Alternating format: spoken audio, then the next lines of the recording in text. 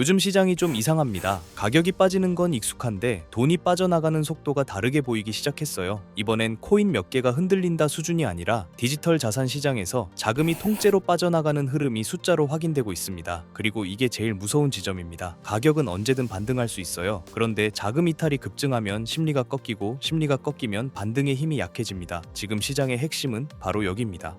먼저 숫자부터 잡고 갈게요. 디지털 자산 운용사 코인쉐어스에 따르면 최근 일주일 동안 디지털 자산 투자 상품에서 총 17억 달러가 순유출됐습니다. 이 한 주 유출로 올해 들어 쌓였던 누적 순유입이 사실상 전부 사라졌고 현재 기준으로는 글로벌 순유출이 약 10억 달러 규모로 잡힙니다. 여기서 한 단계 더 불편한 숫자가 있어요. 자산 운용 총액 기준으로는 2025년 10월 고점 대비 730억 달러가 증발했다고 정리됩니다. 이건 단순히 가격이 빠졌다가 아닙니다. 돈이 들어오는 통로 자체가 막히는 그림으로 연결될 수 있다는 얘기예요. 그럼 이 돈이 어디서 빠져나갔냐? 코인쉐어스 주간 보고서 기준으로 가장 큰 유출은 비트코인이었습니다. 비트코인 13억 2천만 달러 유출, 이더리움 3억 800만 달러 유출, 리플 4,370만 달러 유출, 솔라나 3,170만 달러 유출, 수이, 라이트코인도 소규모지만 유출, 즉 특정 코인만 문제다가 아니라 디지털 자산 전체에 리스크 오프가 걸린 상태라는 뜻이에요. 여기서 더 노골적인 장면이 반대 포지션입니다. 비트코인 하락에 베팅하는 숏 비트코인 상품에는 1,450만 달러가 유입됐고 연초 대비 AUM이 늘었다는 내용이 들어갑니다. 이거 하나로 심리는 정리됩니다. 지금은 들어갈 타이밍이 아니라 떨어지는 쪽에 보험을 드는 타이밍이다.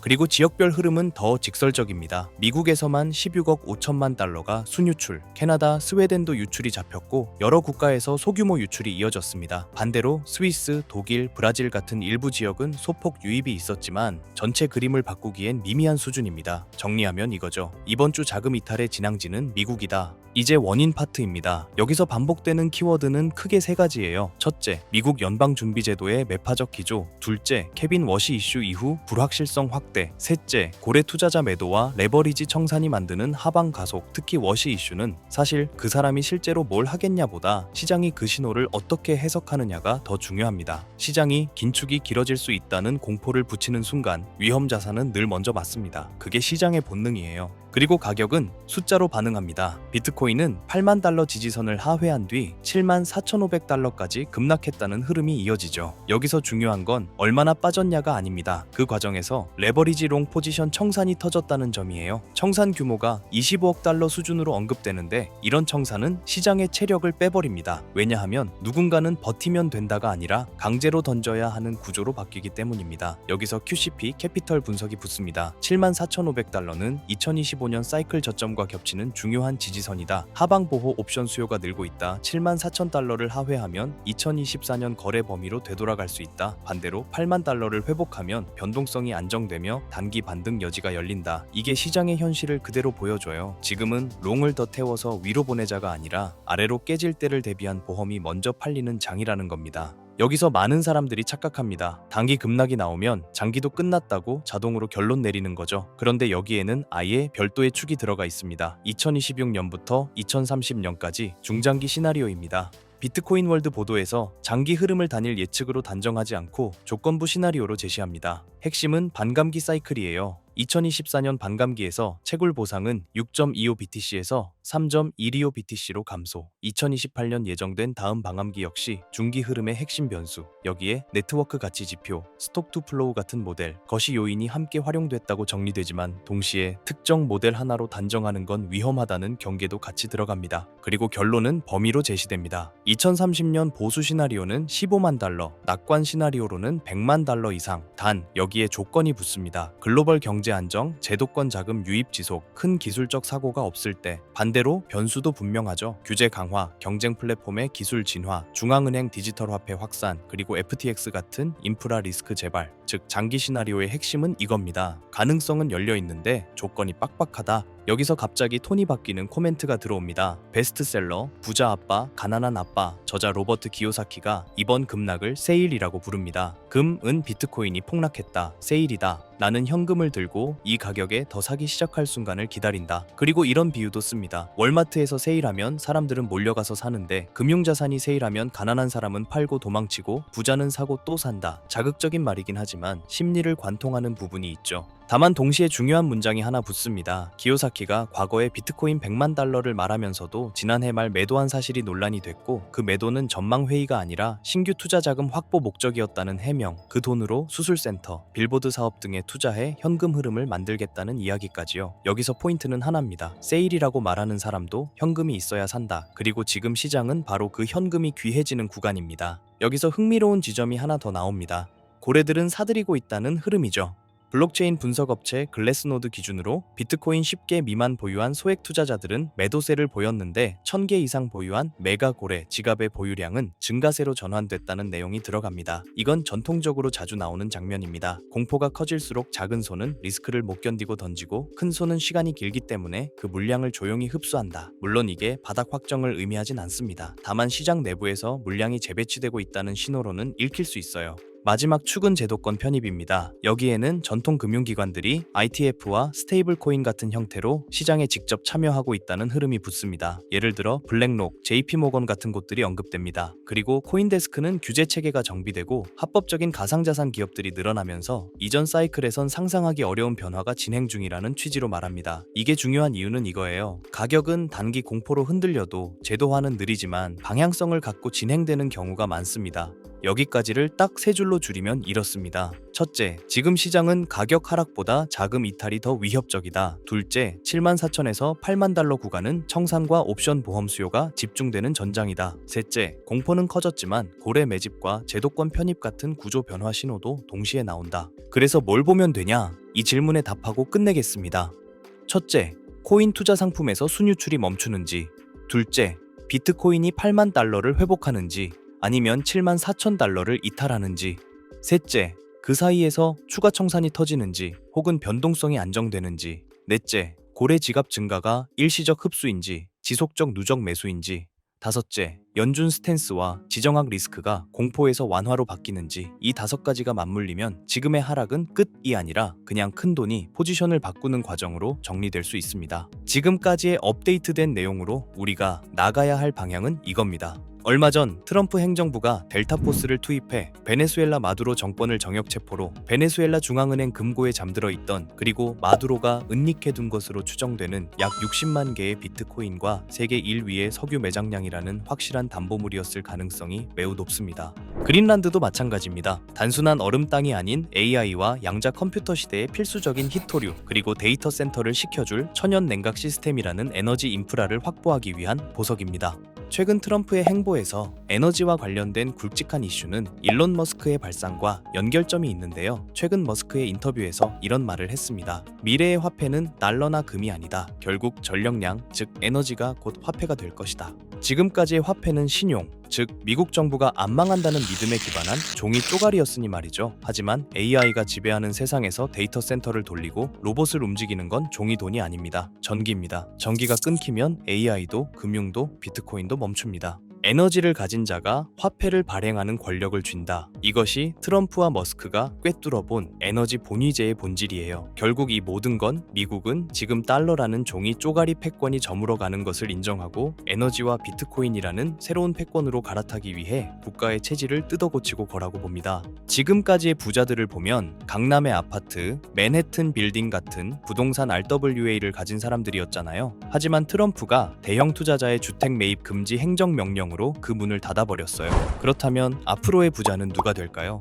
여러분 중 인생을 바꿀 만큼의 부자를 꿈꾸고 계신다면 여기서부터 제가 말씀드리는 내용이 매우 중요합니다. 지금까지 블랙록, 뱅가드 같은 월가 큰손들의 자금 주차장인 미국 주택시장을 트럼프의 행정명령으로 강제로 철거해서 나온 수천조 원의 돈은 어디로 흘러갈까요? 돈은 가만히 있으면 썩습니다. 어딘가로는 반드시 흘러가야 합니다. 부동산만큼 덩어리가 크면서도 아직 저평가된 새로운 그릇이 필요해진 시점에서 미 의회에서는 클래리티 액트에 대한 마크업 심사가 예정되어 있다는 소식입니다. 한쪽에서는 행정명령으로 구시대의 자산인 실물 부동산 매입을 막아버리고, 다른 한쪽에서는 법안을 통해 신시대의 자산인 디지털 자산 시장의 문을 열었어요. 그 때문에 지금 말씀드리고 있는 에너지 인프라 RWA를 선점한 사람이 다음 세대의 부자가 될 가능성이 매우 높습니다. 머스크는 방향을 가리키고요. 트럼프는 판을 깔았습니다. 건물들이 아니라 에너지를 봐라. 부동산에서 돈을 빼라. 이 메시지의 월가의 움직임을 보면 가설은 더욱 힘을 얻습니다. 최대 자산운용사 블랙록의 레리 핑크가 바보라서 가만히 있을까요? 아닙니다. 그들은 이미 DTCC, 미국의 탁결 재원과 손잡고 조용히 파이프라인을 깔고 있었을 겁니다. 최근 DTC가 발표한 스마트 나비 프로젝트와 캔톤 네트워크 테스트. 이게 전문 용어라 어렵게 느껴지시겠지만 쉽게 말해서 주식이나 부동산 같은 실물 자산을 코인으로 만들어서 기관들끼리 24시간 거래할 수 있게 만든 고속도로입니다. 이제 감이 오시죠? 결국 트럼프가 그린 큰 그림은 이겁니다. 부동산이라는 아날로그에서 돈을 빼라는 건 우리가 깔아놓은 RWA라는 디지털 고속도로, 그 위로 그 돈을 태워라. 여기서 상식적으로 생각해보세요. 블랙록이나 JP 모건 같은 월가 하이에나들이 자신들의 이 경원짜리 자금 흐름을 누구나 지갑 주소만 알면 실시간으로 다 들여다볼 수 있는 퍼블릭 블록체인 위에서 굴리고 싶어 할까요? 온도나 체인링크는 기본적으로 이더리움이나 솔라나 같은 퍼블릭 체인 위에서 돌아갑니다. 블랙록이 지금 1조 원어치 샀네 하고 전 세계가 다 볼 수 있다는 뜻입니다. 기관 입장에서 이건 발가벗고 돈을 옮기는 꼴입니다. 자신들의 포지션이 노출되면 경쟁사에게 공격당하거나 선행매매를 당할 수 있는데 미쳤다고 그 길을 주력으로 쓸까요? 그러니 냉철하게 생각해서 혹여나 정말 혹여나 유튜브 조금만 검색해도 블랙록이 묻었다, 100배 간다 하며 너도 나도 추천하는 RWA 대장주를 들고 있으시다면 죄송하지만 장바구니에 온도 파이낸스나 체인링크 같은 코인들이 담겨 있다면 내려놓는 걸 권장드리겠습니다. 제 말의 본질은 기관 자금의 현금화 혹은 송금 목적으로 자금을 이동시키기 위해서는 반드시 퍼블릭 체인과 만나는 인터체인지를 거쳐야만 합니다. 즉, 기관의 프라이빗 장부와 우리가 쓰는 퍼블릭 블록체인을 기술적으로 그리고 법적으로 연결해주는 유일한 연결고리. 그러면서도 머스크가 강조한 에너지 데이터까지 처리할 수 있는 미들웨어 코인. 이걸 이야기 드리는 건데요. 티커 세 글자를 딱 찍어드리면 속이 시원하시겠죠? 하지만 저는 리딩방이 아닙니다. 여러분께 고기를 잡는 그물을 드릴 거고 기관들의 비밀 문서와 머스크의 발언을 종합했을 때 이 히든 코인은 반드시 다음 세 가지 조건을 충족해야만 할 것입니다. 첫 번째 조건, 기관의 자금은 캔톤 네트워크라는 자기들만의 지하 벙커에 숨어 있습니다. 모건 스탠리가 비트코인, 이더리움 다음으로 솔라나 신탁을 준비하고 있죠. 이게 무슨 신호일까요? 기관들이 캔톤 네트워크 지하에서 굴리던 자산을 밖으로 빼낼 때 가장 선호하는 출구가 바로 솔라나 생태계가 될 가능성이 높다는 뜻입니다. 즉, 여러분이 찾아야 할 코인은 이더리움 계열의 느려 터진 구형 모델이 아니라 기관들의 고속 거래를 감당할 수 있는 솔라나 기반의 인프라 안에 숨어 있을 확률이 매우 높습니다. 두 번째 조건, 머스크의 영수증이어야 합니다. 이게 진짜 핵심입니다. 머스크는 화폐는 전력이라고 했습니다. 그렇다면 미래의 RWA는 빌딩을 쪼개는 게 아닙니다. 발전소에서 생산된 전력, 데이터 센터의 컴퓨팅 파워. 이 무형의 에너지를 실시간으로 블록체인에 기록하고 토큰으로 바꿔주는 기술. 전문 용어로 디핀, 즉 탈중앙화 물리 인프라라고 하죠. 단순히 금융만 연결하는 게 아니라 에너지 데이터를 처리할 수 있는 오라클 기능이 탑재되어 있어야 합니다. 세 번째 조건, 규제 준수 딱지가 붙어 있는가입니다. 클래리티 액트, 이름부터가 명확성입니다. 익명성 뒤에 숨어서 자금 세탁이나 하는 코인들은 퇴출될 위험이 큽니다. 반대로 디지털 신원 인증 기능이 내장되어 있어서 이 돈은 마약 자금이 아니라 삼성전자가 보낸 돈입니다. 라고 꼬리표를 붙여줄 수 있는 화이트리스트 코인. 기관들은 오직 이런 코인만 파트너로 인정할 것입니다.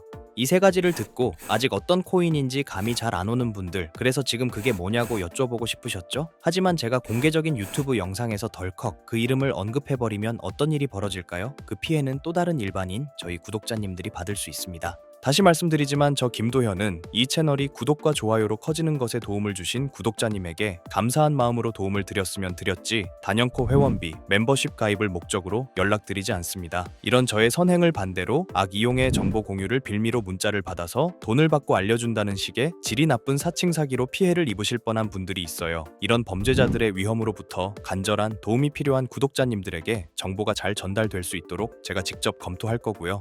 지금 말씀드린 히든코인의 정보 받으신다고 무작정 담아야 하는 거 아닙니다. 시간이 지나 지금의 가격의 2배, 아니 단기로 10%만이라도 변동되어도 그때 사둘 걸 하실 겁니다. 저는 확실한 목표가를 두고 지금 가격에서 40배 이상의 전망을 보고 있습니다. 100만 원이 4천만 원, 300만 원이 1억 원 이상이 될 큰 파동을 여러분들은 관점과 목표가 없이 가지고 있을 수 있을까요? 제 개인 번호입니다. 이 번호로 전기라고 보내주시길 바랍니다. 제가 꼼꼼히 확인 후 한 분씩 놓치지 않고 꼭 공유드리도록 하겠습니다. 물론 투자의 최종 판단과 책임은 여러분 각자의 몫입니다. 알려드린다고 강제적으로 진행하라는 뜻이 절대 아니란 거예요. 세상에 무조건 오르는 코인은 없으니까요. 하지만 남들보다 한 발 앞서서 제가 분석한 기관과 캔톤 네트워크의 연결고리에 대한 구체적인 근거와 관점을 미리 참고해보고 싶으신 분들이라면 이야기가 다릅니다. 정말 진지하게 공부하고 대응하실 의지가 있는 구독자분들에게만 공유해드리고 싶습니다.